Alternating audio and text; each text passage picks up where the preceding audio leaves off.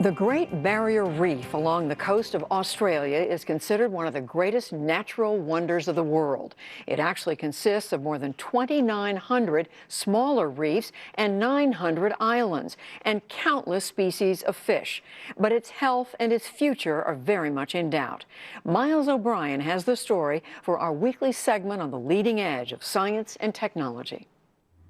Half the size of Texas, spanning 1,400 miles, Australia's Great Barrier Reef is the largest living structure on the planet. It is rich in beauty and diversity, but it is dying as the ocean waters steadily warm. It's a very confronting situation, and I hope the people of the world take this as a call to action to do more about climate change. Coral reef ecologist David Wachenfeld is director for reef recovery at the Great Barrier Reef Marine Park Authority. It's the second consecutive summer of extensive coral destruction, or bleaching, on the reef. We are using aerial surveys and underwater surveys to try and cover that whole enormous area of the Great Barrier Reef to get a handle on the extent and severity of the event. But certainly this year is shaping up to be another very bad year, as was last year. Last year, 2/3 of the corals in the northern part of the Great Barrier Reef died, the worst die-off in history. As for this year, it is too early to tell, but the outlook is grim, as this is one big piece of an unprecedented global coral crisis. Since June of 14, we've had continuous bleaching somewhere in the world. Globally, over 70% of the coral reefs around the globe have been exposed to the high temperatures that cause bleaching. Coral reef ecologist Mark Aiken is the coordinator for the National Oceanic and Atmospheric Administration's Coral Reef Watch. He relies on data from scientific satellites operated by NOAA, the Europeans, and the Japanese that measure ocean water temperature. He, along with David Wachenfeld, is co-author of a new study published in the journal Nature, documenting the link between warm waters and dying coral in the Great Barrier Reef. What we did here at Coral Reef Watch was to provide the satellite data that gives the information on the areas where the high temperatures occurred.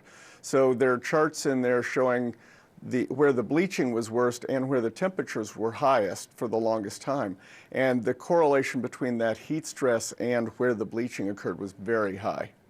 Coral reefs are the rainforests of the sea, brimming with mind-boggling diversity that is still not fully explored.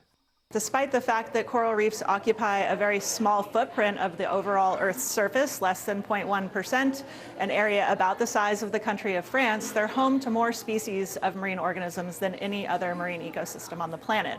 Jen Smith is Associate Professor in Marine Biology at the Scripps Institution of Oceanography at the University of California, San Diego. We met at Scripps Birch Aquarium, home to some spectacular displays of reef ecosystems to nurture curious minds. And behind the scenes, an extensive nursery to nurture the coral itself.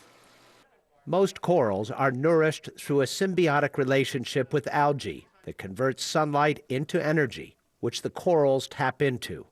So it's like having a garden growing in your stomach, where 90% of your daily nutrition comes directly from that garden in your stomach. The pigments in the algae are the source of the vivid rainbow of colors in a healthy coral reef. But the algae are very temperature sensitive, a few degrees warmer than normal, and their photosynthesis is enhanced. That may sound good, but the unfortunate byproduct is a toxin.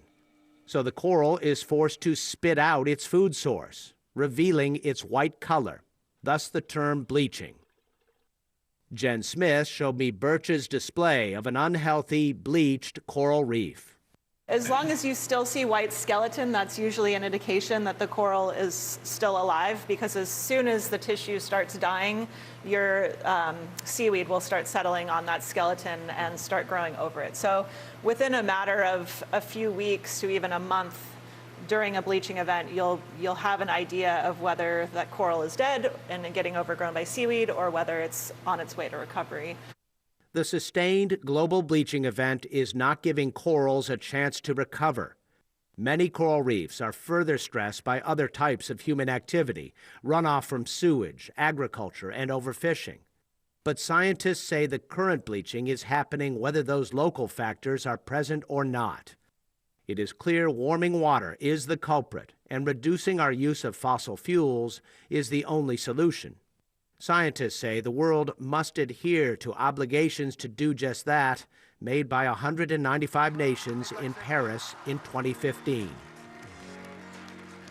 This is really the only thing that's going to deal with this global coral bleaching problem. Even if we do, though, we're going to lose a lot of coral reefs. But the Trump administration is filled with climate change skeptics, pushing to roll back Obama-era regulations aimed at reducing greenhouse gases. So what if we do nothing to slow climate change? Coral reefs, as we know them, will not exist in the next 10, 20, 30 years. We could single-handedly be responsible for the extinction of an entire ecosystem. Coral reefs are more than spectacular, vivid examples of nature's beauty. The fish they harbor are also a food source for 500 million people and natural barriers against storms and floods.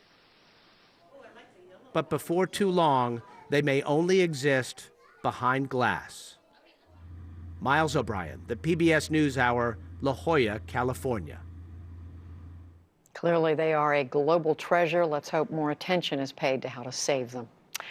And that is the NewsHour for tonight.